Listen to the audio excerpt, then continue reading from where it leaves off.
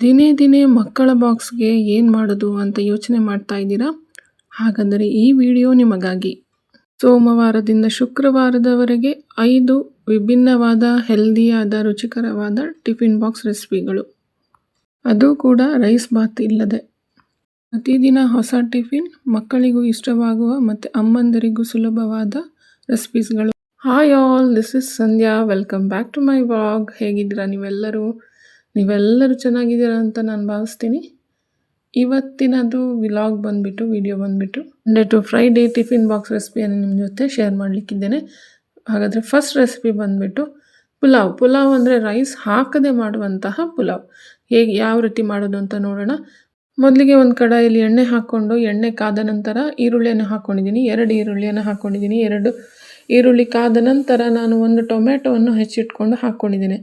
ಅದೆಲ್ಲ ಬಾಡಿಸಾದ್ಮೇಲೆ ಇವಾಗ ನಾನು ಮಸಾಲ ಪೇಸ್ಟ್ ಅಂದರೆ ಪುದೀನ ಮತ್ತು ಕೊತ್ತಂಬರಿ ಮತ್ತು ಗರಂ ಮಸಾಲ ಹಾಕಿರುವಂತಹ ಒಂದು ಪೇಸ್ಟನ್ನು ಮಾಡಿಟ್ಕೊಂಡಿದ್ದೆ. ಆ ಪೇಸ್ಟನ್ನು ಇದಕ್ಕೆ ಹಾಕ್ತಾಯಿದ್ದೇನೆ. ಆ ಪೇಸ್ಟು ಮಾಡೋದು ಹೇಗೆ ಅಂತ ನನ್ನ ಹಿಂದಿನ ವ್ಲಾಗಲ್ಲಿ ನಾನು ಶೇರ್ ಮಾಡಿದ್ದೇನೆ. ಅದನ್ನು ವ್ಲಾಗು ಖಂಡಿತ ಡಿಸ್ಕ್ರಿಪ್ಷನಲ್ಲಿ ಲಿಂಕ್ ಹಾಕಿರ್ತೀನಿ, ಖಂಡಿತ ಹೋಗಿ ಚೆಕ್ ಮಾಡಿ.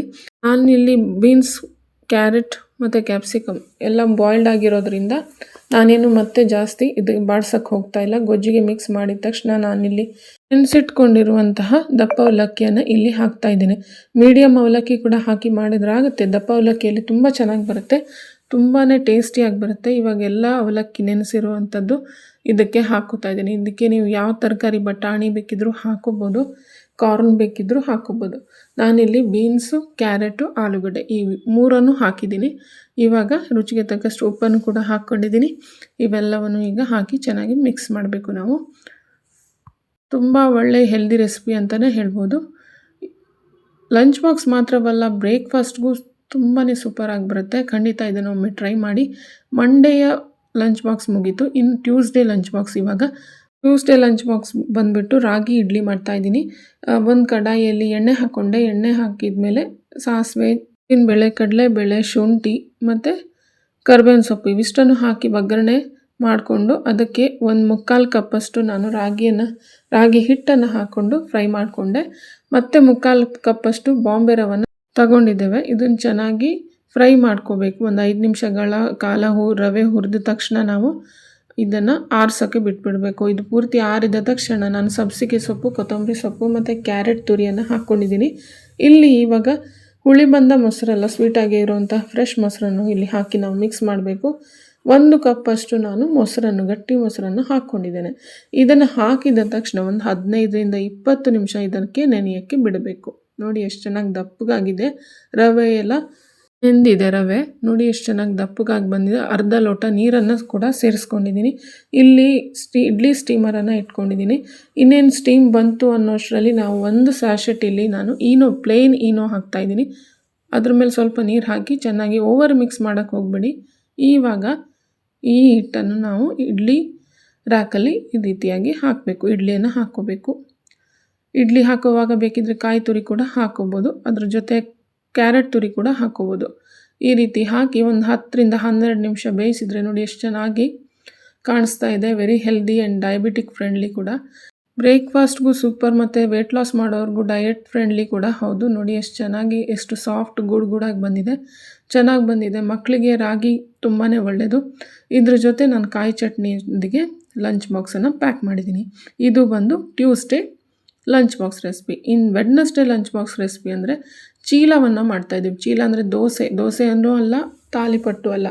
ಇದಕ್ಕೆ ನಾವು 1 ಕಪ್ ಅವಲಕ್ಕಿಯನ್ನು ತೊಳೆದು ನೆನೆ ಹಾಕೋದಕ್ಕೆ ಬಿಟ್ಟಿದ್ದೇನೆ. ದಪ್ಪ ಅವಲಕ್ಕಿ ತಗೊಂಡಿರೋದು. ಇನ್ನೊಂದು ಪಾತ್ರೆಯಲ್ಲಿ ಅರ್ಧ ಕಪ್ಪಷ್ಟು ಬಾಂಬೆ ರವೆ ಹಾಕಿ, ಅರ್ಧ ಕಪ್ಪಷ್ಟು ಮೊಸರನ್ನು ಹಾಕಿ ಅದನ್ನು ಕೂಡ ಒಂದು 10 ನಿಮಿಷಗಳ ಕಾಲ ನೆನೆಯೋಕ್ಕೆ ಬಿಡಬೇಕು. ನೋಡಿ ಇದು ನೆಂದಿದೆ. ಇದನ್ನು ಇವಾಗ ಮಿಕ್ಸಿಯಲ್ಲಿ ನಾವು ಪೇಸ್ಟ್ ಮಾಡಿಕೊಂಡ್ರೆ ಈ ರೀತಿಯಾಗಿ ಆಗುತ್ತೆ.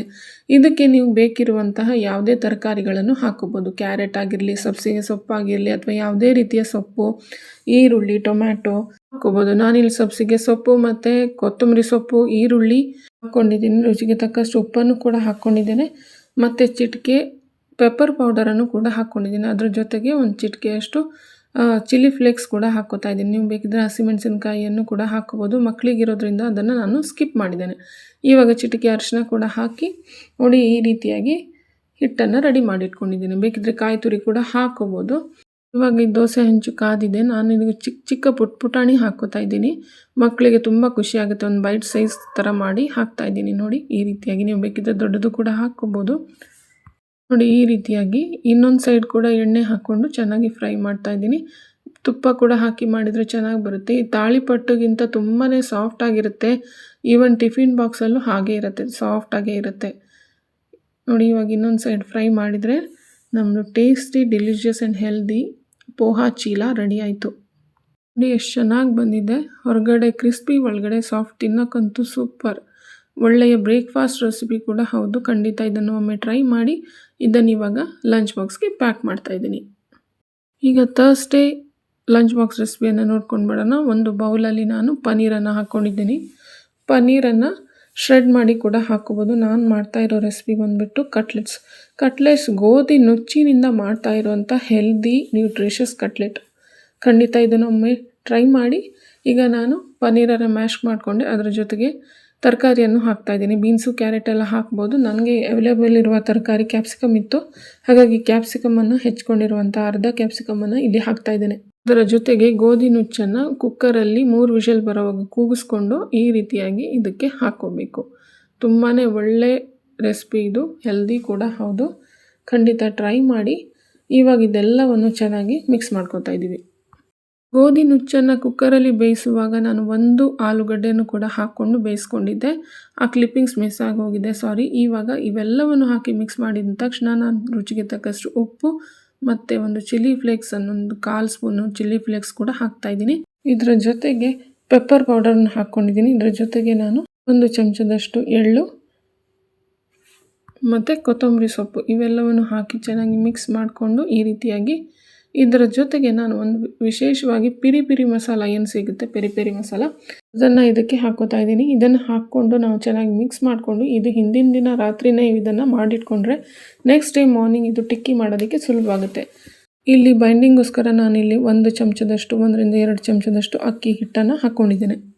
ಇವಾಗ ಚೆನ್ನಾಗಿ ಮಿಕ್ಸ್ ಮಾಡಿದ ಮೇಲೆ ಇವಾಗ ಯಾವ ಶೇಪ್ ಬೇಕೋ ಆ ಶೇಪ್ ಕಟ್ಲೆಟನ್ನು ಇಲ್ಲಿ ಮಾಡ್ಕೋಬೇಕು. ನಾನಿಲ್ಲಿ ಡೀಪ್ ಫ್ರೈ ಮಾಡ್ತಾ ಇಲ್ಲ, ಹೆಲ್ದಿಯಾಗಿರಲಿ ಅಂತ ದೋಸೆ ತವೆ ಮೇಲೆ ತವಾ ಫ್ರೈ ಮಾಡ್ತಾ ಇದ್ದೀನಿ. ಡೀಪ್ ಫ್ರೈ ಅಥವಾ ಏರ್ ಫ್ರೈ ಕೂಡ ಮಾಡ್ಬೋದು. 2 ಸೈಡ್ ಗೋಲ್ಡನ್ ಬ್ರೌನ್ ಆಗೋವರೆಗೂ ನಾವು ಇದನ್ನು ಚೆನ್ನಾಗಿ ಫ್ರೈ ಮಾಡ್ಕೋಬೇಕು ನೋಡಿ. ಎಷ್ಟು ಚೆನ್ನಾಗಿ ಫ್ರೈ ಆಗಿದೆ. ಇವಾಗ ಇದನ್ನು ಲಂಚ್ ಬಾಕ್ಸ್ಗೆ ಪ್ಯಾಕ್ ಮಾಡೋಣ. ತುಂಬ ಫಿಲ್ಲಿಂಗ್ ಆಗಿರುತ್ತೆ ಆ್ಯಂಡ್ ನ್ಯೂಟ್ರಿಷಿಯಸ್ ಟು. ಖಂಡಿತ ಟ್ರೈ ಮಾಡಿ. ಇವಾಗ ಫ್ರೈಡೇಯ ಲಾಸ್ಟ್ ಡೇಯ ಲಂಚ್ ಬಾಕ್ಸ್ ಇದು. ಲಾಸ್ಟ್ ಡೇಗೆ ನಾನು ಒಂದು ಚೀಸ್ ಪರಾಟ, ಪನ್ನೀರ್ ಪರಾಟ ಥರನೇ ಲಚ್ಚಾ ಪರಾಟವನ್ನು ಮಾಡ್ತಾಯಿದ್ದೀನಿ. ಸಿಂಪಲ್ಲಾಗಿ ಕ್ವಿಕ್ಕಾಗಿ ಮಾಡುವಂತಹ ಪರಾಟ ಇದು. ಇವಾಗ ಒಂದು ಚಪಾತಿ ಹಿಟ್ಟನ್ನು ಈ ರೀತಿಯಾಗಿ ರೌಂಡ್ ಮಾಡಿ ಇಟ್ಕೊಂಡಿದ್ದೇನೆ. ಚೆನ್ನಾಗಿ ಈ ರೀತಿ ಲಟ್ಟಿಸ್ಕೊಳ್ಳಿದ ತಕ್ಷಣ ಸ್ವಲ್ಪ ಎಣ್ಣೆ ಹಾಕ್ಕೊಂಡು ಇದ್ರ ಮೇಲೆ ಇವಾಗ ಕೊತ್ತಂಬರಿ ಸೊಪ್ಪನ್ನು ಹಾಕ್ತಾಯಿದ್ದೇನೆ.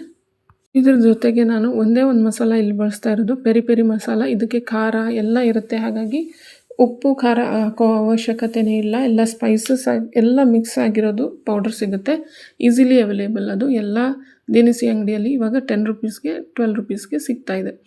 ಅದರ ಮೇಲೆ ನಾನು ಈ ರೀತಿಯಾಗಿ ಚೀಸನ್ನು ಸ್ವಲ್ಪ ಕಟ್ ಮಾಡಿ ಹಾಕ್ತಾಯಿದ್ದೀನಿ. ಪನ್ನೀರ್ ಮತ್ತು ಚೀಸು ಈ ರೀತಿ ಸ್ಲೈಸ್ ಮಾಡಿ ಇಟ್ಕೊಂಡಿದ್ದೆ. ಪನ್ನೀರ್ ಮತ್ತು ಚೀಸು ಈ ರೀತಿಯಾಗಿ ಕಟ್ ಮಾಡಿ ಇದ್ರ ಮೇಲೆ ಹಾಕ್ತಾಯಿದ್ದೇನೆ. ಮೊದಲಿಗೆ ಈ ರೀತಿ ರೋಲ್ ಮಾಡ್ಕೊಳ್ಳಿ, ಆಮೇಲೆ ಸ್ಲಿಟ್ ಮಾಡಿ ಈ ರೀತಿಯಾಗಿ ಟ್ವಿಸ್ಟ್ ಮಾಡಿ. ತುಂಬ ಚೆನ್ನಾಗಿ ಲೇಯರ್ ಬರುತ್ತೆ. ಲಚ್ಚಾ ಪರಾಟ ಅಲ್ವಾ, ತುಂಬ ಲೇಯರ್ಸ್ ಚೆನ್ನಾಗಿ ಬರುತ್ತೆ ಅಂತ ಈ ರೀತಿಯಾಗಿ ಮಾಡ್ತೀವಿ. ತುಂಬ ಕ್ವಿಕ್ಕಾಗಿ ಮಾಡೋಕ್ಕಾಗತ್ತೆ. ಇವಾಗ ನೋಡಿ, ಕಟಿಂಗ್ ಚಾಪಿಂಗ್ ಏನೂ ಇಲ್ಲ ಇದಕ್ಕೆ. ತುಂಬ ಈಸಿಲಿ ಮಾಡುವಂತಹ ರೆಸಿಪಿ. ಈ ರೀತಿ ಟ್ವಿಸ್ಟ್ ಮಾಡಿಕೊಂಡು ನಾರ್ಮಲ್ ಚಪಾತಿ ಹಾಗೆ ಲಟ್ಟಿಸ್ಕೋಬೇಕು. ಇದನ್ನು 2 ಸೈಡ್ ಹಂಚ್ ಮೇಲೆ ಹಾಕಿ ನಾವು ಫ್ರೈ ಮಾಡ್ತಾ ಇದ್ದೀನಿ ನೋಡಿ. ಪನ್ನೀರು ಚೀಸೆಲ್ಲ ಮೆಲ್ಟ್ ಆಗಿದೆ, ರೆಡಿ ಆಗಿದೆ ಇದು. ನನ್ನ ಈ 5 ರೆಸಿಪೀಸ್ ನಿಮಗೆ ಹೇಗೆ ಇಷ್ಟ ಆಯಿತಾ ಇಲ್ವಾ ಅಂತ ನನಗೆ ಕಮೆಂಟ್ ಮೂಲಕ ತಿಳಿಸಿ.